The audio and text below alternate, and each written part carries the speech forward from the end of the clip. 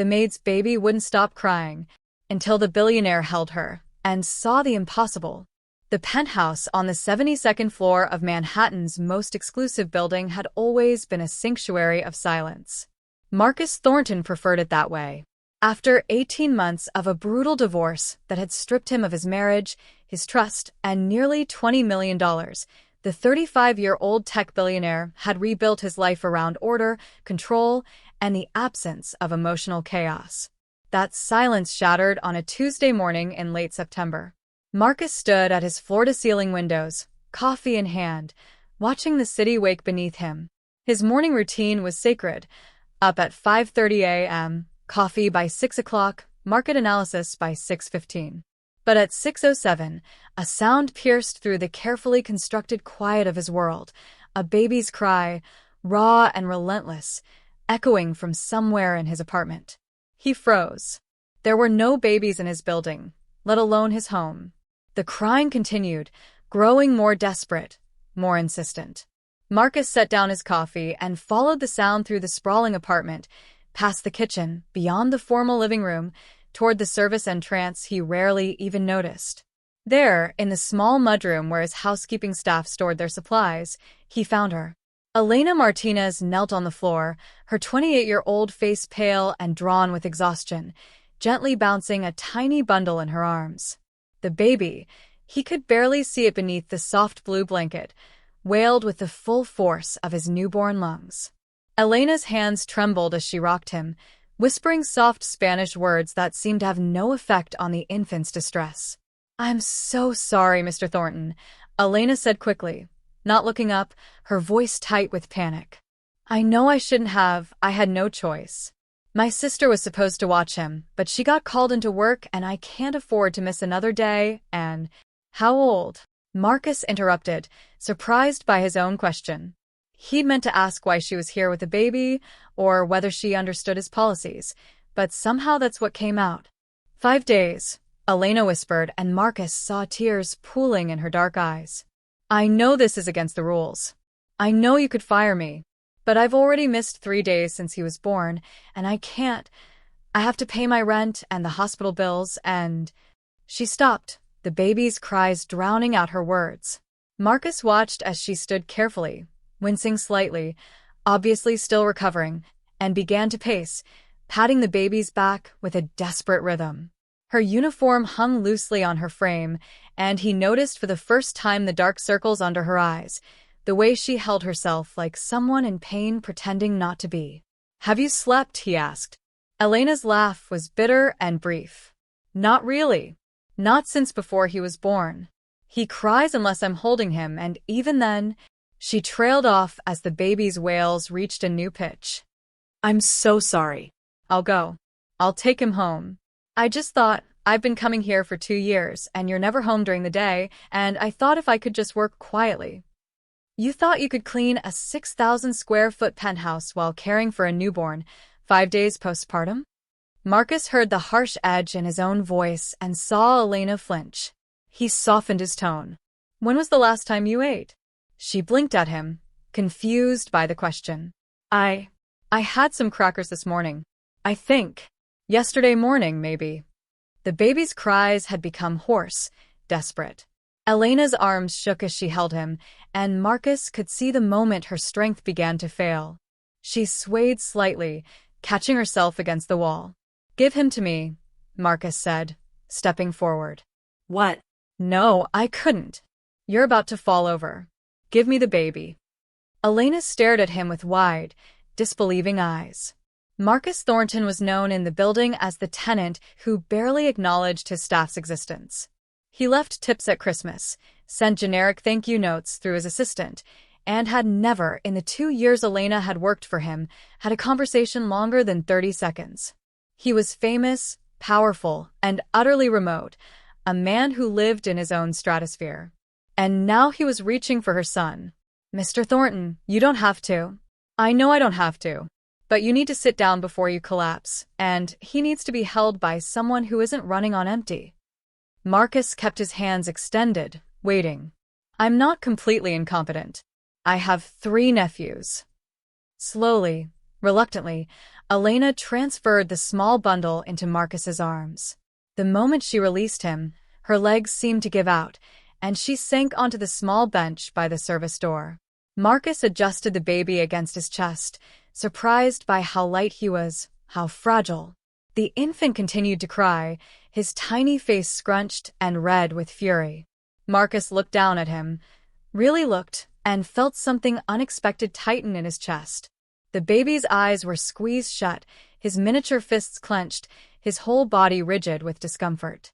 "What's his name?" Marcus asked, beginning to rock gently, instinctively. "Gabriel," Elena said quietly. "Gabriel James Martinez." "Gabriel," Marcus repeated, lowering his voice. He adjusted his hold, remembering the way his sister had shown him years ago, supporting the head, keeping the baby close to his chest. He began to walk a slow rhythm back and forth across the small room, and then, impossibly, the crying began to soften. Gabriel's cries faded to whimpers, then to soft hiccups, and finally to silence. In Marcus's arms, the tiny boy's body relaxed, his breathing evening out into the shallow rhythm of sleep. Marcus stood perfectly still, afraid to move, afraid to break whatever spell had caused this miracle. Elena stared at them, her mouth slightly open. He hasn't stopped crying for more than 10 minutes at a time since we came home from the hospital. How did you? Marcus shook his head, equally mystified. I didn't do anything. I just held him. They stood in silence for a moment, the weight of the sleeping baby suddenly heavy with meaning. Marcus studied the infant's face, the impossibly small nose, the delicate eyelids, the perfect bow of his lips. Something about Gabriel's features tugged at his memory, but he couldn't place it. You should eat, Marcus said finally, not looking away from the baby. There's food in the kitchen. Real food. Go. Mr. Thornton, I should really… Elena. He looked up at her then, and she fell silent. When was the last time someone took care of you? The question seemed to break something in her. Her face crumpled, and she pressed her hand to her mouth, fighting tears.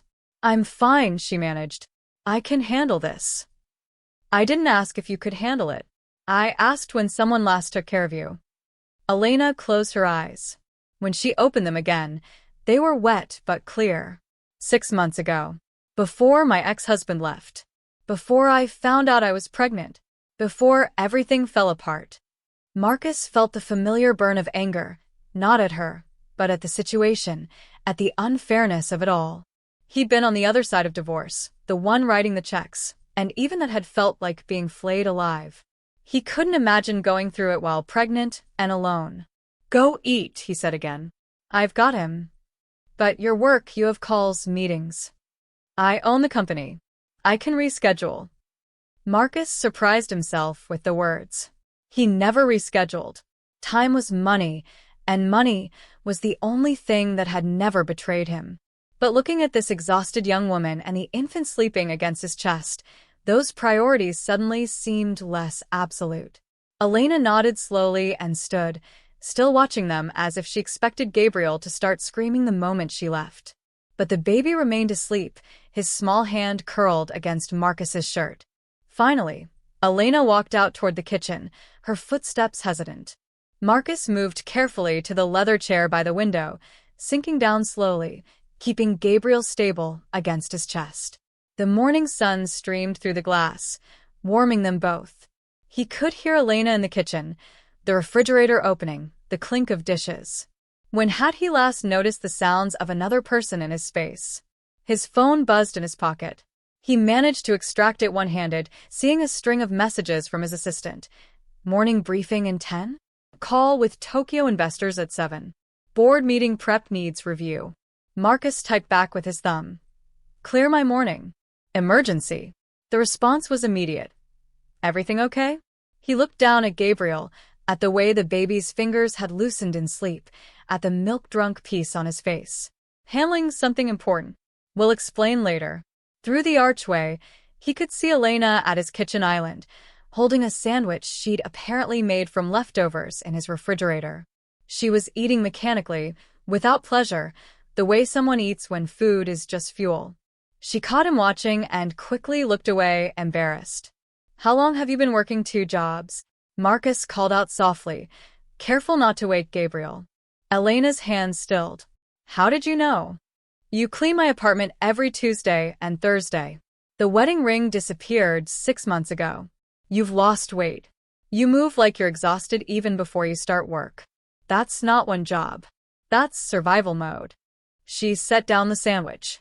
I work at a diner on Mondays, Wednesdays, and weekends. Evenings, I do online data entry when Gabriel sleeps, if he sleeps. The housekeeping pays best, so I can't afford to lose it. I can't afford to lose any of it. The father? Gone. The word was flat, final. Told me he never wanted kids, that I'd trapped him. Left the day I told him I was pregnant. The divorce was final a month before Gabriel was born. She laughed without humor. Funny how fast paperwork moves when someone wants out badly enough. Marcus thought of his own ex-wife, of the endless mediation sessions and legal battles. Catherine had fought him for every dollar, every asset, dragging it out as long as possible, not because she needed the money, but because she could. Because making him suffer was the last bit of control she had.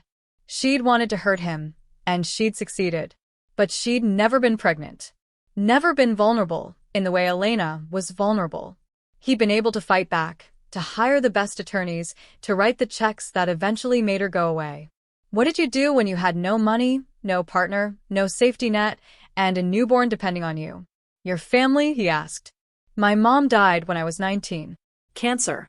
Dad went back to Mexico afterward, said he couldn't handle the memories here. I have a sister, but she's barely keeping her own head above water. She helps when she can, but… Elena shrugged. We're all just trying to survive. Gabriel stirred slightly, making a small sound that might have been distress. Marcus immediately adjusted his hold, rocking gently, and the baby settled again. Elena watched this with an expression Marcus couldn't quite read, something between gratitude and sorrow. He likes you, she said softly. He doesn't like anyone. Not even me most of the time. He just cries, and I don't know what I'm doing wrong. You're not doing anything wrong. Marcus heard the certainty in his own voice and wondered where it came from. He's 5 days old. He doesn't know anything except that the world is big and strange, and his mother is exhausted. That's not your fault. Elena's eyes filled with tears again. I thought I could do this.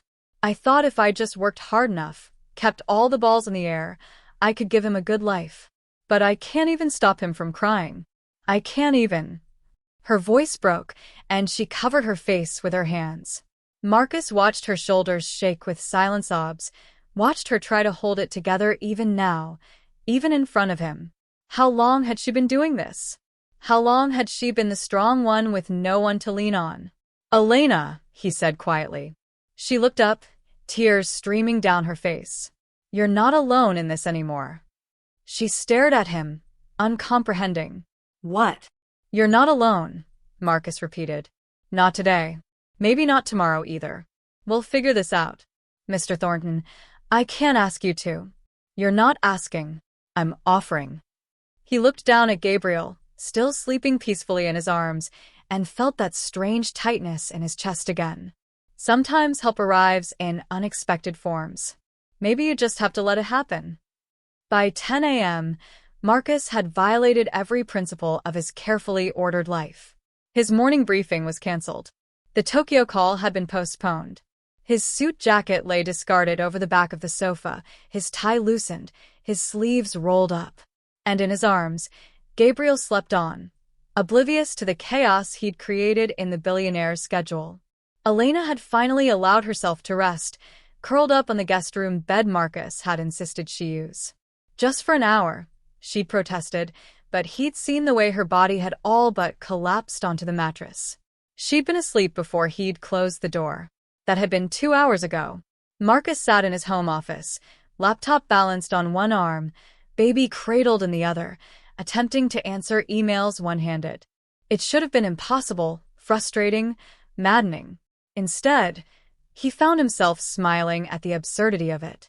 Marcus Thornton, founder and CEO of Thornton Technologies, valued at $3.2 billion, typing with his thumb while a 5-day-old baby drooled on his $400 shirt. His assistant, Jennifer, had called twice. The second time, he'd answered on video, and her expression had been priceless. Is that Marcus? Is that a baby? Yes. Whose baby? Long story. I need you to do something for me. Of course, but I need the name of the best pediatrician in Manhattan. Not the most expensive, the best. Someone who actually cares about their patients, not their billing rates. Can you find that? Jennifer had recovered from her shock quickly.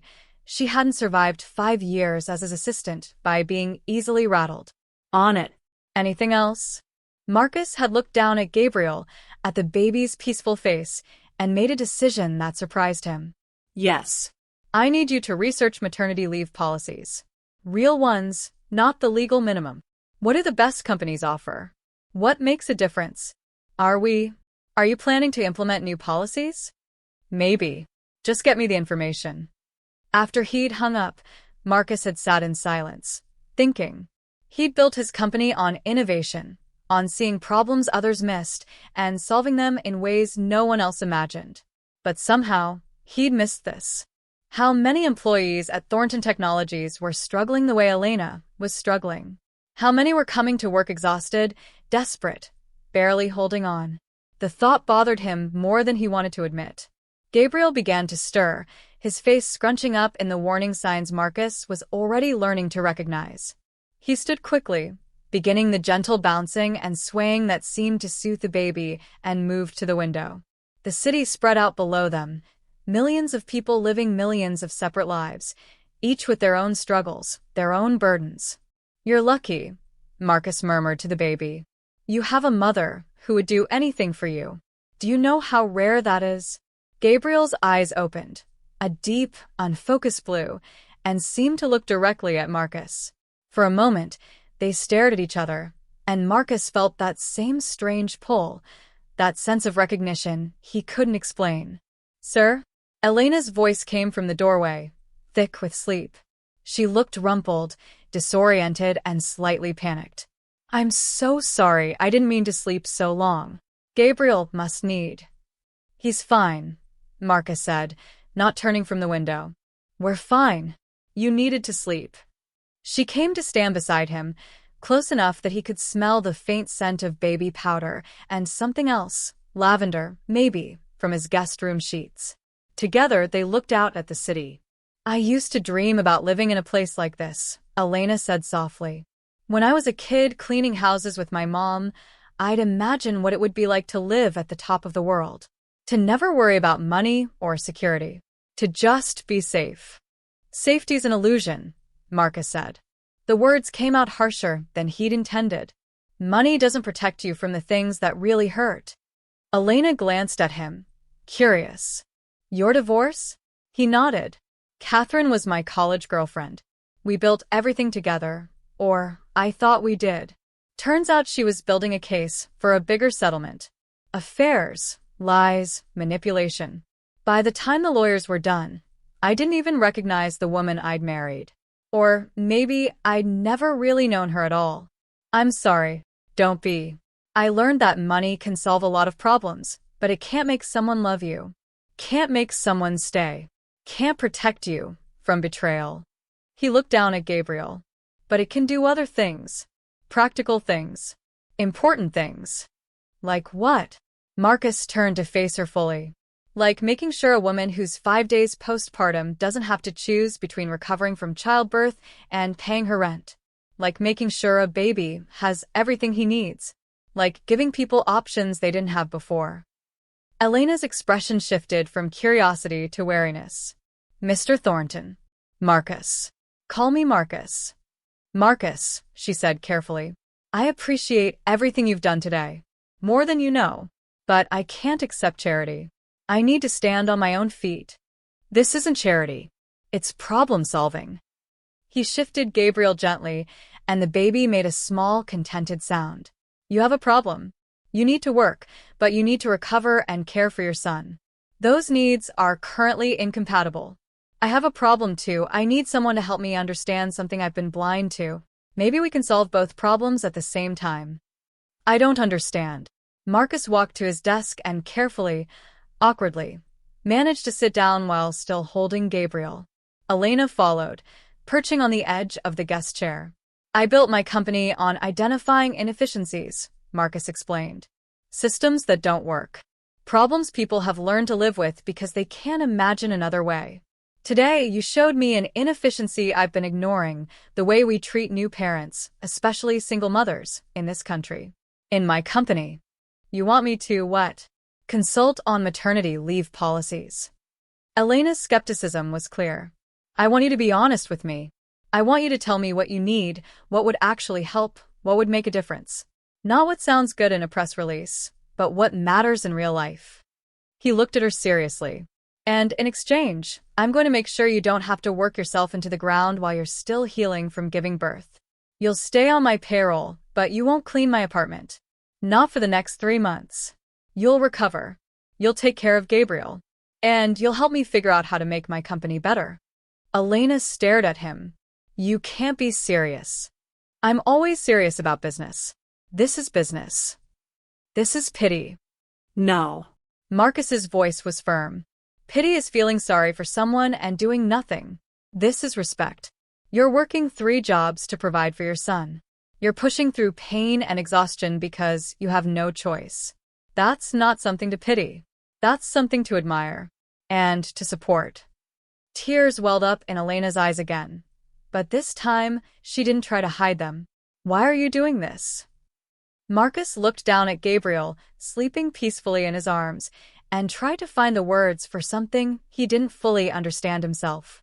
Because he stopped crying when I held him, he said finally. Because that means something. I don't know what yet, but it means something.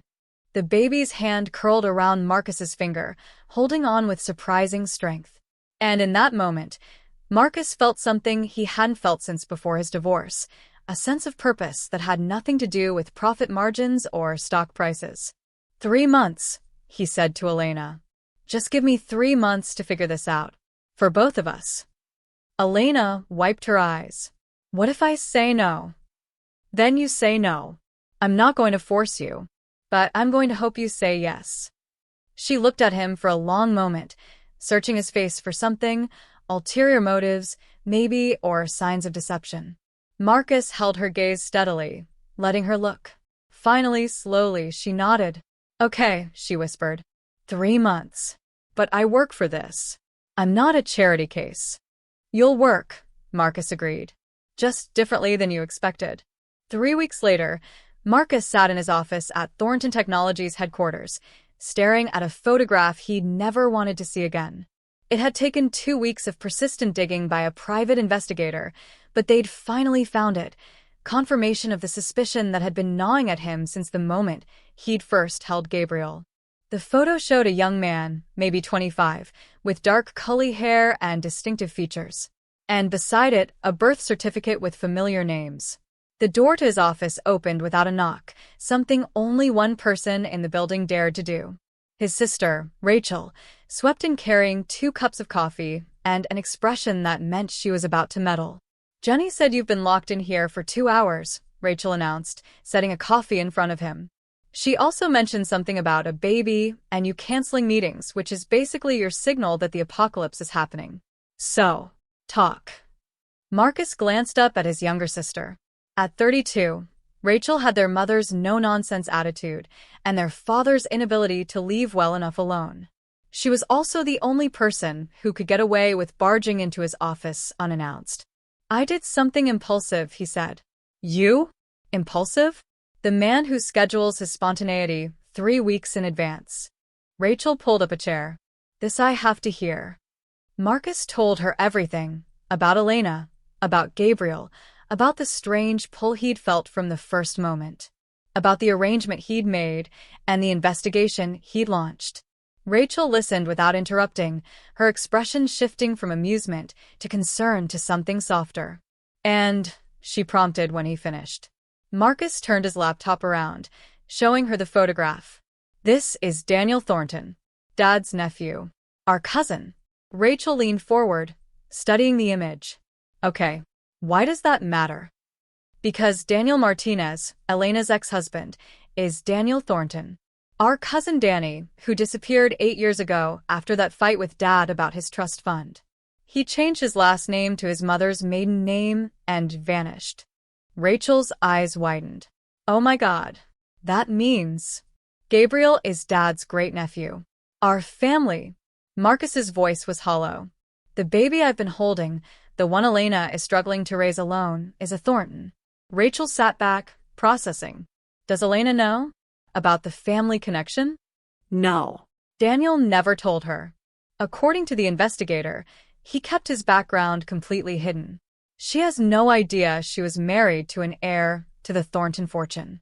No idea that Gabriel, he stopped, the implications overwhelming, has a claim to the family trust. Rachel finished quietly. Marcus, this changes everything. I know. They sat in silence. Through the window, Marcus could see the Manhattan skyline, the empire his family had built over 3 generations. The Thornton fortune wasn't just his company, it was real estate, investments, trusts spanning back to his great-grandfather. Money that was supposed to stay in the family, protect the family, grow with each generation. Money that, legally, Gabriel might now have a claim to. What are you going to do? Rachel asked. Marcus thought about the past 3 weeks. Elena had moved into his guest suite. Temporarily, she insisted, just until she found better childcare arrangements. But having her there, having Gabriel there, had changed something in his apartment. There was noise now, life, chaos.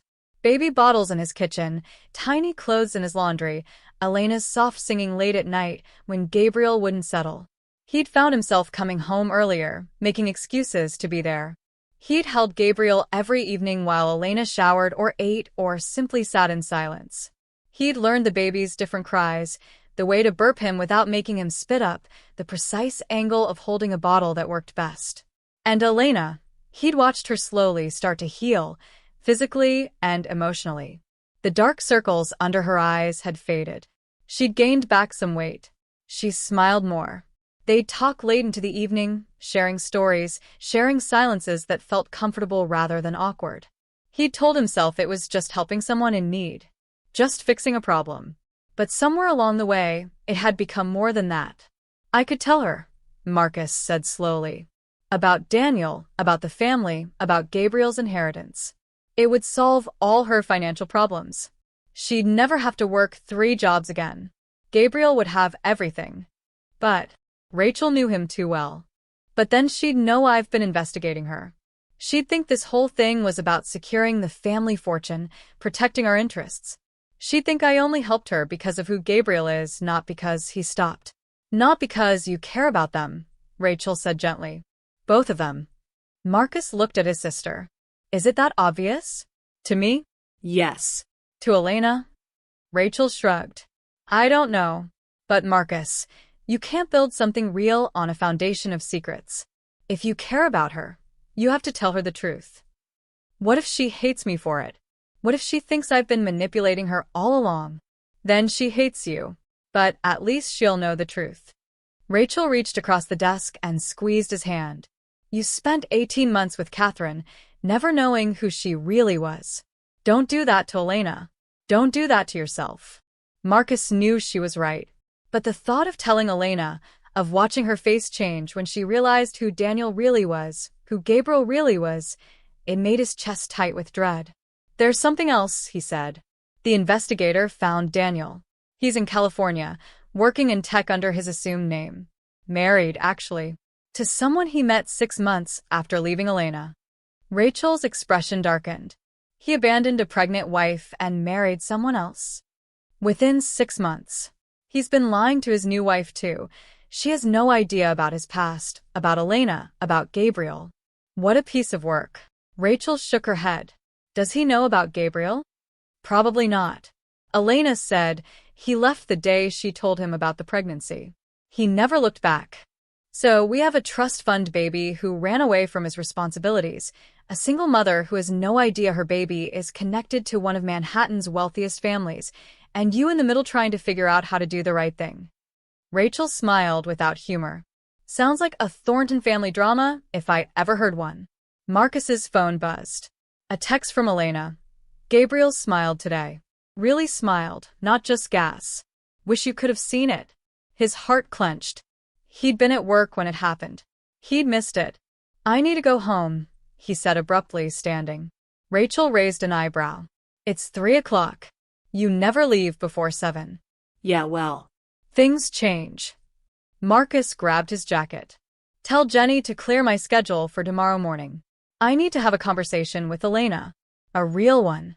Good. Rachel stood too, pulling him into a quick hug. For what it's worth, I think you're doing the right thing. Both things, helping them and telling the truth. That's more than Danny ever did. As Marcus left his office, heading for the elevator that would take him back to his apartment, back to Elena and Gabriel, he felt the weight of the truth he was carrying. Tomorrow, everything might change. Elena might take Gabriel and leave. She might look at him with betrayal instead of trust. But Rachel was right. He couldn't build something real on secrets. And somewhere in the past 3 weeks, without quite meaning to, he'd started wanting to build something real. The question was whether Elena would let him, once she knew everything. Marcus stood outside his own apartment door at 3:45 p.m., key in hand, heart pounding like he was a teenager about to ask someone to prom. This was ridiculous. This was his home. He'd walked through this door 1,000 times. But today felt different. Today, he was going to tell Elena the truth. Inside, he could hear music playing softly, something in Spanish, Elena's voice singing along. The sound made him smile despite his nerves. He'd grown used to these sounds, these signs of life in a space that had been silent for too long. He opened the door quietly. Elena sat on the living room floor, Gabriel on a blanket in front of her, doing tummy time. She wore jeans and a soft sweater, her hair pulled back, her face relaxed in a way he'd never seen those first few weeks. She looked happy. Healthy. Home. You're early, she said, glancing up with a smile that did something dangerous to his heart. I thought you had meetings all afternoon. Cancel them. Marcus set down his briefcase and shrugged off his jacket. I needed to talk to you about something. Her smile faded slightly. That sounds ominous. It's not. Well, it's complicated. Marcus sat on the floor across from her, Gabriel between them. The baby had indeed grown in 3 weeks, his features more defined, his eyes more alert. Right now, those eyes were focused on Marcus with something like recognition. Okay, Elena said slowly.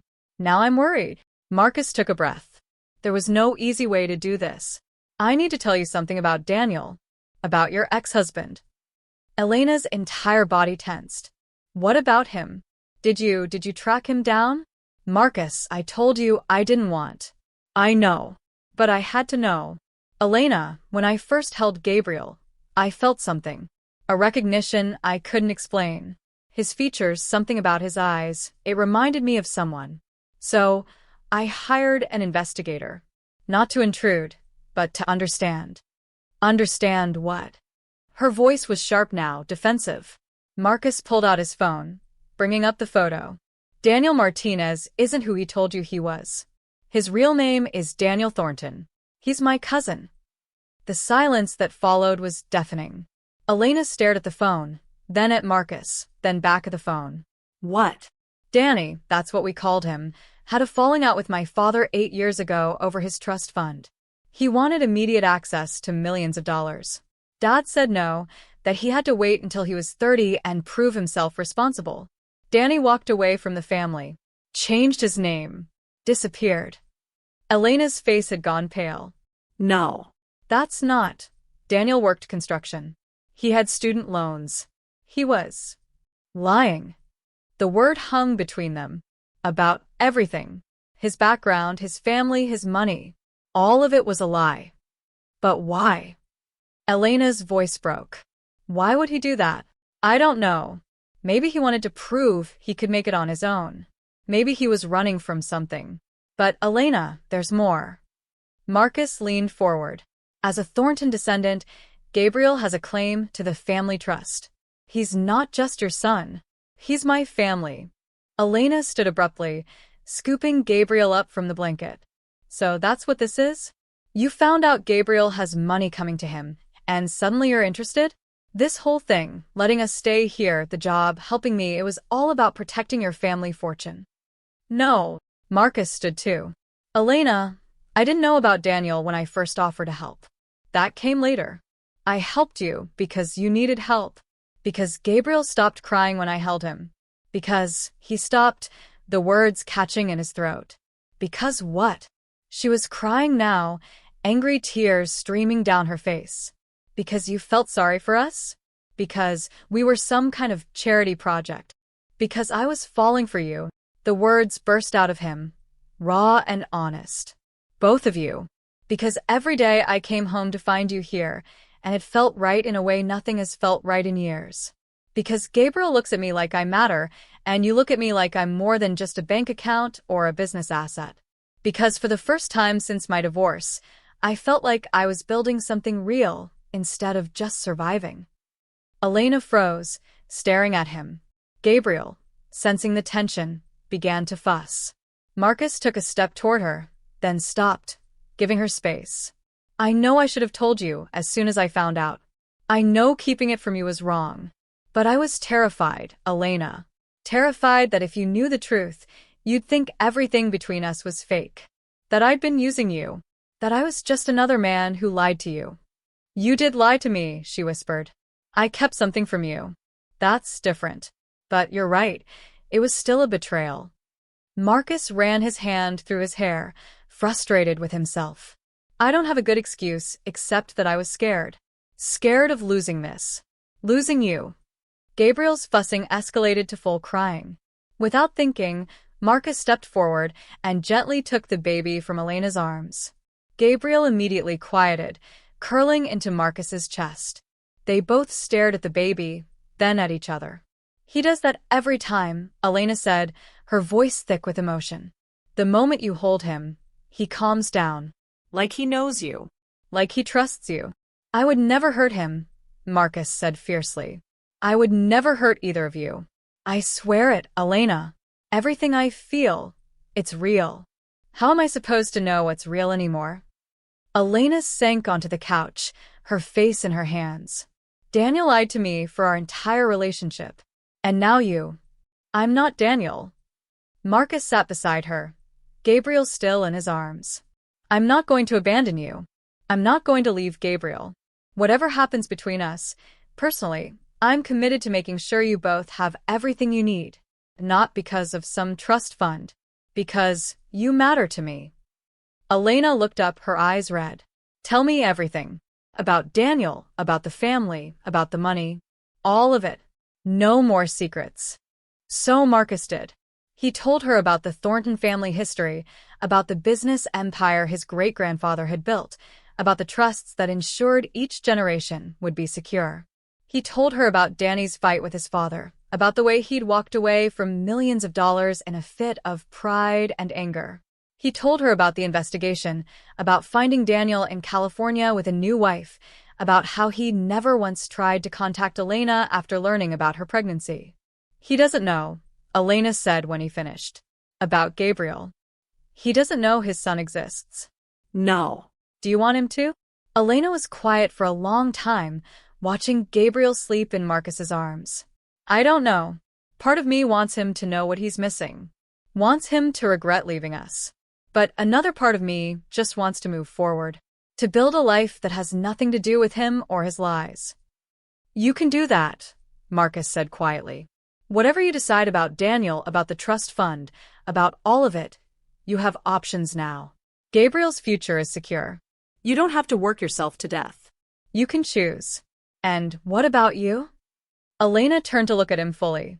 Where do you fit in these choices? Marcus met her eyes. Wherever you want me to fit. As a friend, as a mentor, as he swallowed hard. As more, if you'll let me. I know I messed up by not telling you sooner. I know you have every reason not to trust me. But I'm asking for a chance. A real chance, with no more secrets. Elena reached out, her fingers brushing against Gabriel's tiny hand where it rested on Marcus's chest. He's never been this peaceful with anyone else. Not even me.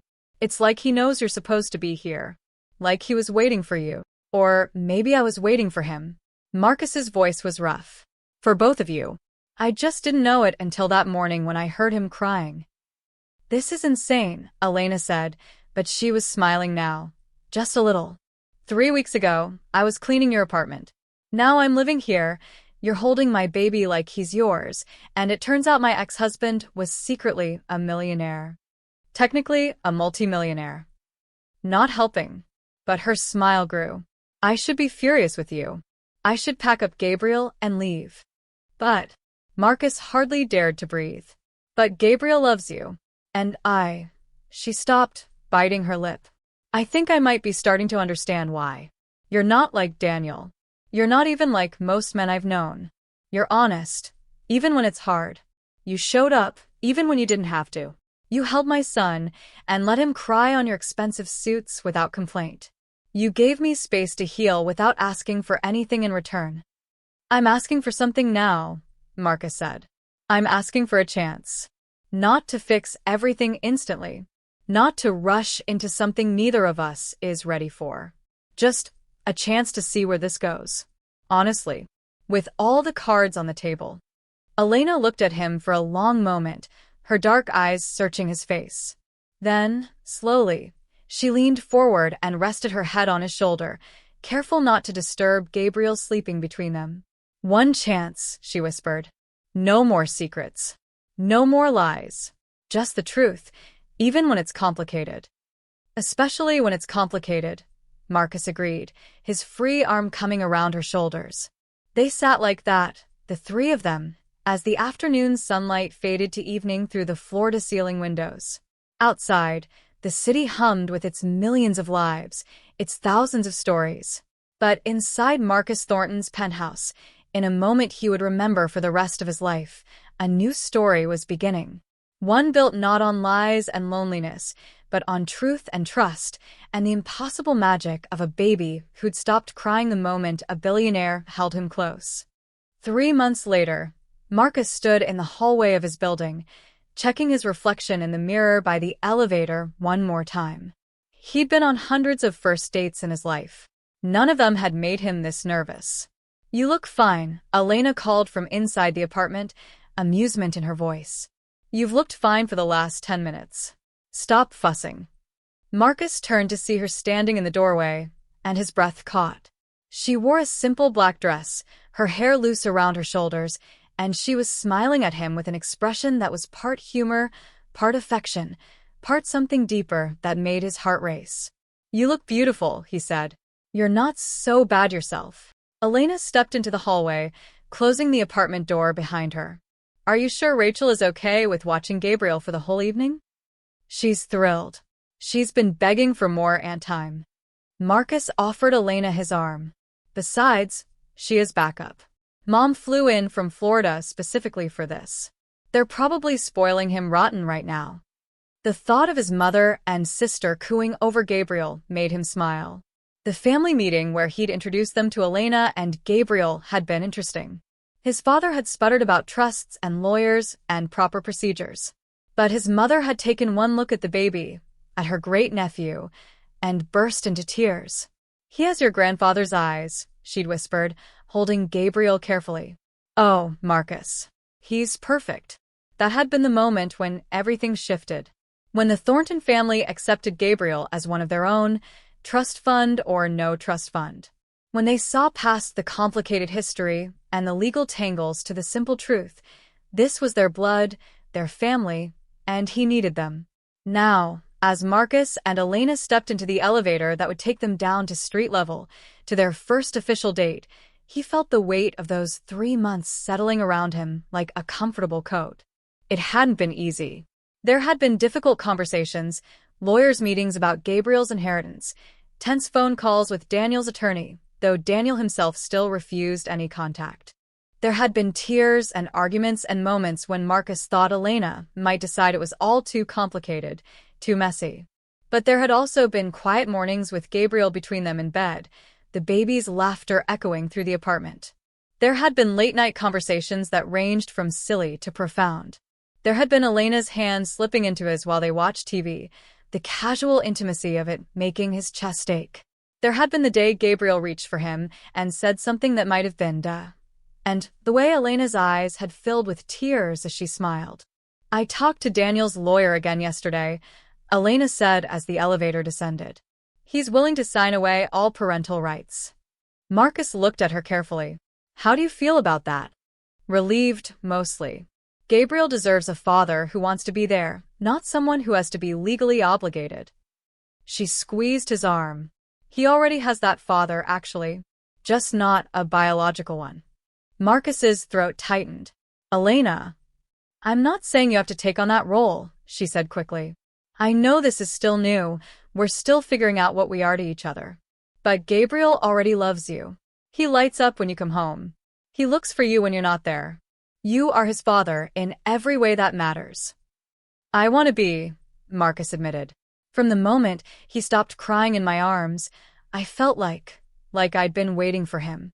For both of you." "I know that sounds insane." "It sounds like exactly what happened to me," Elena interrupted. "I fought it at first. Tried to convince myself it was just gratitude, just relief at having help. But it's more than that. You're more than that." The elevator doors opened onto the lobby. Marcus guided Elena through, out onto the Manhattan street, where his driver waited with a car. But before they reached it, he stopped, turning to face her. "I love you," he said. The words felt inadequate, but they were true. "I love Gabriel. I want to build a life with both of you. Not because of family obligations or trust funds, or any of that. Because when I come home to you, I feel like I'm finally where I'm supposed to be." Elena's eyes shimmered with tears, but she was smiling. "You know what the crazy thing is? When I was cleaning your apartment that first day, I thought you were the loneliest person I'd ever seen.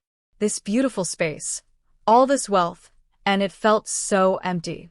Like you were living in a museum instead of a home." "I was," Marcus admitted.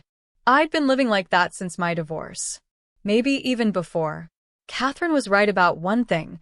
I was always better at making money than at connecting with people. And now I come home, and there's baby equipment everywhere. Your coffee mug on the counter. Gabriel's laugh echoing through rooms that used to be silent. You singing in Spanish while you cook. The whole place smells like baby powder and life," and he laughed. "And it's chaotic and messy, and I've never been happier." Elena reached up, cupping his face with her hand. "I love you too. I think I've loved you since the day you held Gabriel and looked at me like we weren't a burden, but a gift. Like we'd brought you something instead of the other way around." Marcus leaned down, kissing her softly. It was their first real kiss, and it felt like a promise, like a beginning. When they pulled apart, Elena was crying and smiling simultaneously. "Come on," she said, wiping her eyes. "You're taking me somewhere fancy for dinner, and I want to enjoy it before we have to rush back home to rescue your mother from diaper duty." They climbed into the car, settling close together in the back seat. As they pulled away from the curb, Marcus caught a glimpse of his building in the window reflection, the tower that had been his fortress, his escape, his lonely sanctuary for so long. It was still his building, but it wasn't lonely anymore. The restaurant was perfect, quiet, elegant, the kind of place where they could actually talk. Over wine and appetizers, they made plans, real plans, for a real future. "I want to adopt him," Marcus said between courses. "Legally, I mean. Once your divorce from Daniel is fully settled and his parental rights are terminated. I want Gabriel to be my son. Not just in practice, but on paper." Elena's hand shook slightly as she set down her wine glass. "Marcus, are you sure?" "I've never been more sure of anything. Except maybe this." He pulled a small velvet box from his pocket and set it on the table between them. Elena stared at it, then at him. "Is that?" "It's not an engagement ring," Marcus said quickly. "We're not ready for that yet." "I know that. But it is a promise. A promise that I'm in this, fully, completely. That I'm not going anywhere. That when you're ready, when we're ready, I'll ask you properly. With flowers and speeches and all of it." He opened the box to reveal a delicate necklace, a pendant in the shape of two interlocking circles, with a smaller circle nestled between them. "For now, this is just to say, you, me, and Gabriel. That's my family. That's my future. no matter how long it takes to get there. Elena took the necklace with trembling fingers, tears streaming down her face. I thought I was done with happy endings, she whispered. After Daniel, after everything fell apart, I thought the best I could hope for was survival. Getting through each day. Keeping Gabriel safe and fed and loved. I never imagined. Neither did I, Marcus said, moving to sit beside her, fastening the necklace around her neck. I thought I was done with marriage, with family, with trying to build something with someone else. And then one morning, I heard a baby crying. And everything changed. Elena turned to face him, the pendant catching the candlelight. What did you tell your father? About all this? About us? Marcus smiled. I told him that Danny made the biggest mistake of his life when he walked away from his family. Both his old family and his new one. And I told him I'm not making the same mistake. The Thornton fortune, the company, all of it, it doesn't mean anything if I'm alone at the top. You and Gabriel, you're my fortune now. Everything else is just money. Your father must have loved that. Actually, he agreed. Said it was about time one of us Thornton men figured out what really mattered. Marcus took her hand. He wants to set up a trust for Gabriel, separate from the inheritance issue with Daniel. Something that will be there, for him, no matter what. For college, for his future, whatever he needs. That's too generous. It's family. That's what family does. Marcus squeezed her hand. And your family now too, Elena. Not because I'm paying you. Not because of some employment arrangement or charity. Because I choose you. Because Gabriel chose me. Because somehow, impossibly, we found each other in the middle of all the mess and loneliness and made something beautiful. Elena leaned her head against a shoulder. I keep waiting for something to go wrong. For this to be too good to be true. Things will go wrong, Marcus said honestly. Gabriel will get sick. We'll argue about something. My work will demand too much time. Life will be complicated and hard sometimes. But we'll face it together. That's the difference. They stayed like that for a moment, close together in the quiet restaurant. The world narrowed to just the two of them.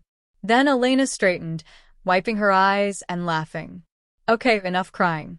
You promised me a fancy dinner, and I intend to enjoy every bite. Besides, we should probably get back before your mother teaches Gabriel his first words in Italian. Marcus laughed. God, you're right. She was threatening to do exactly that. They finished their dinner, talking and laughing, making more plans.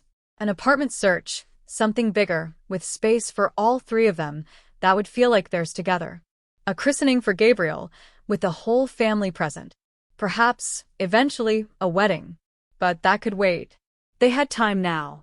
When they returned to the apartment, they found Rachel and Marcus's mother, Patricia, on the floor with Gabriel, who was wide awake and delightfully engaged with a series of colorful toys. How was dinner? Rachel asked, grinning. Did he propose? Not yet, Elena said, touching the pendant at her throat. But we're getting there.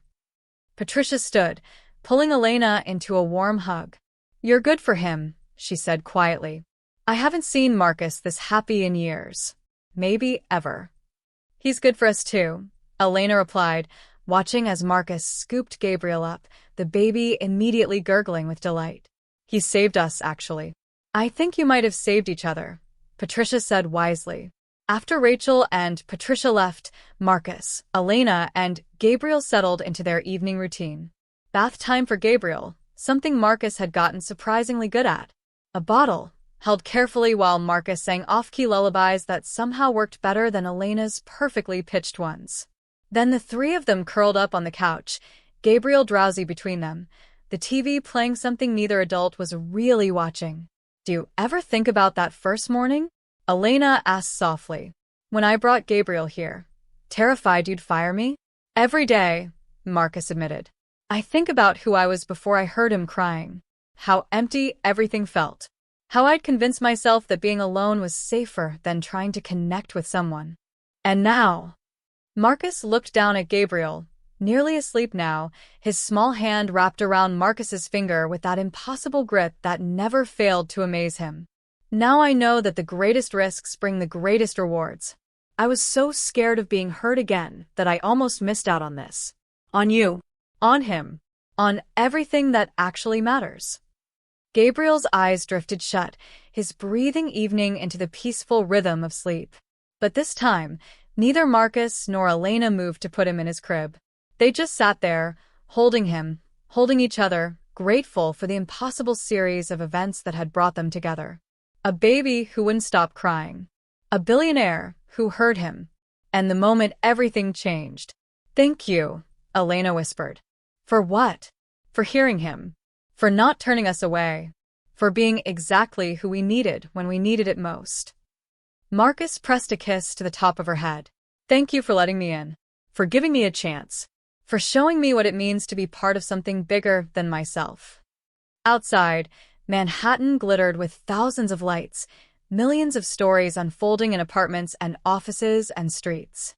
But here, in this penthouse that had once been a lonely fortress, 3 people created their own small universe of warmth and love and second chances.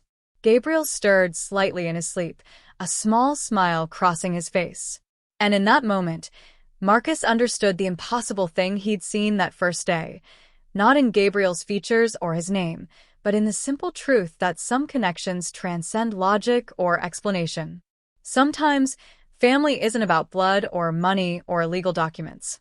Sometimes, it's about a baby who stops crying the moment the right person holds him, and everything that grows from that single, perfect moment of recognition.